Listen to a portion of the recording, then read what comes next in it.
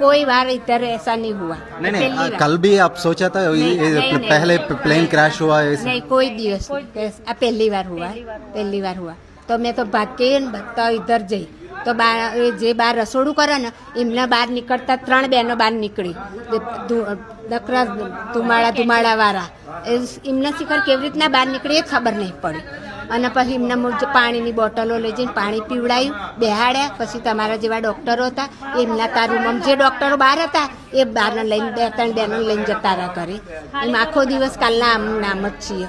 हम खाना खा रहे थे ना, वो एकदम धर्म से आवाज़ आया तो सब बोले कि क्या हुआ, तो बाहर निकले तो बहुत धुआं हो गया था। तो मैंने बोला क्या हुआ तो वो सब बोले कुछ बॉम्ब फंका है, बॉम्ब है। तो सब बाहर फेंक, सब नीचे से ऊपर सब कूद के आते थे ना, सब हम बाहर चले गए। साहब हमारे ब्लॉक के सब वो आता है ना, वो सब हिल गए हैं। हमारे क्या सुरक्षा, हमारे ब्लॉक के लड़के लोग सब लोग गए और सब लाशें निकाली और सबको निकाला बाहर। हमारे बच्चे लोग नहीं, हमारे लड़के लोग, हमारे ब्लॉक के सब लोग अंदर गए। तुम लोग यहीं घर बैठा हो, तुम लोग अंदर आओ मत।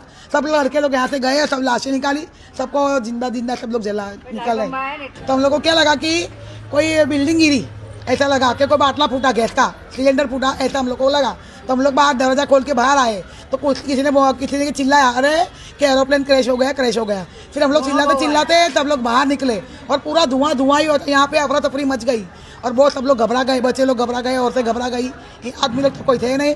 हम लोग पूरे घबरा गए, बाहर निकलो ऐसे चिल्लम चाली हो रही थी। सबने हमने सबको बाहर निकाला, बच्चे लोग को, औरतों को, सबको बाहर निकाला।